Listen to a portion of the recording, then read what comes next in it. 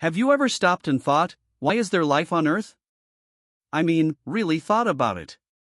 Out of billions of planets in the Milky Way, why did this one end up full of breathing, walking, arguing, meme-making creatures? It's like winning the cosmic lottery without even buying a ticket. If you zoom out far enough, Earth looks completely ordinary, just a small rock orbiting an average star, in a fairly unimpressive neighborhood of the galaxy. Yet here we are, drinking coffee, worrying about Mondays, and watching videos that ask, why is there life on Earth? But to really understand this, we have to go back, way back, before humans, before dinosaurs, before anything even wiggled. Because life didn't just appear overnight. It's the result of a perfect storm of physics, chemistry, time, and, honestly, a bit of dumb luck. The perfect setup, location. Let's start with the most important thing in real estate and apparently, in the universe, location. Earth sits in what scientists call the Goldilocks zone. Not too hot, not too cold, just right for liquid water. You see, Mercury and Venus are like that friend who forgot sunscreen at the beach. Way too close to the sun. Meanwhile, Mars is that friend who shows up late and misses the party entirely, too cold, too dry, no atmosphere to keep the heat. Earth, though? Earth is in the sweet spot. Close enough to get energy from the sun, but far enough to avoid being roasted alive. And it's not just about distance, it's about stability. The sun, our star, isn't the wild kind. It doesn't explode randomly or throw deadly radiation tantrums every Tuesday. It's stable, consistent, and kind of boring, and that's exactly what you want if you're trying to grow tiny fragile life forms instead of cosmic toast. So, we've got the perfect orbit, the right temperature, and a steady energy source. But energy alone doesn't make life. If it did, the inside of your microwave would be full of little organisms begging for freedom. The magic soup, chemistry gets creative. Now imagine early Earth 4 billion years ago. No trees, no oceans, no puppies. Just a hot, violent mess.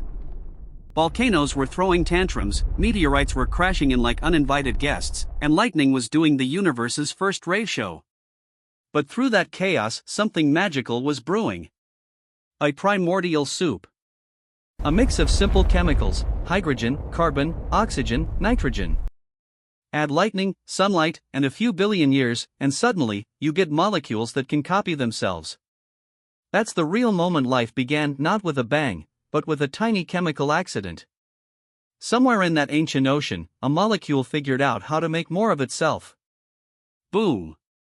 Evolution had entered the chat. From there, natural selection took over. The molecules that were slightly better at surviving and copying themselves outcompete the others. It was survival of the fittest, but in molecular form. Over millions of years, these tiny replicators evolved into simple cells, then into complex cells, then much, much later into fish, frogs, dinosaurs, and us. Think about it, all of life on Earth, every tree, every cat, every human, is basically the great-great-great-great-grandchild of a single molecule that got lucky one day in a puddle. We owe our existence to ancient goo. Elegant, isn't it? The cosmic coincidence, so many what-ifs. Now here's where it gets really interesting, and kind of terrifying. Because when you think about it, life shouldn't exist.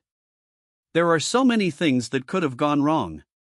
What if Earth didn't have a magnetic field? Solar winds would have stripped our atmosphere like peeling an orange. No air, no water, no life. What if the moon wasn't there? The moon stabilizes Earth's tilt. Without it, our climate would swing like a mood swing on caffeine, sometimes frozen, sometimes boiling. What if Jupiter didn't exist? That big gas giant acts like a cosmic bodyguard, catching asteroids before they can turn Earth into a crater buffet. And what if Earth didn't have plate tectonics? No volcanoes means no recycling of carbon, and eventually, the planet either freezes or burns. Every single detail, from our distance to the sun, to our size, to our atmosphere, to our moon, had to line up just right for life to happen. It's almost suspiciously perfect. Now, you could say, wow, we're so lucky. Or you could flip it and say, well, of course we're here, because if Earth wasn't perfect, we wouldn't be around to ask the question. That's the anthropic principle. Basically, the universe doesn't have to make sense, we only exist in the versions of it where life is possible. Still, that doesn't make it less amazing. Because think about it, we're not just on Earth. We're of Earth. Every atom in your body, carbon, oxygen, iron, was forged in the heart of ancient stars. You are literally made of stardust. Which is a poetic way of saying, you're a recycled space explosion with Wi-Fi access. So why is there life on Earth? Because everything that could go right, somehow did. The right star. The right distance. The right chemistry. The right atmosphere. And 4 billion years of cosmic trial and error. Life is the universe's most beautiful accident, an accident that learned to think, to question, to laugh, and to wonder why it exists in the first place. And maybe that's the best part. We don't just exist, we know we exist. We can look at a sunset, at the ocean, at the stars, and realize we're not separate from the universe. We are the universe finally looking back at itself and saying, whoa, that's pretty cool. So next time you feel small, remember, you're living proof that out of infinite chaos, life found a way. And if that's not amazing, I don't know what is.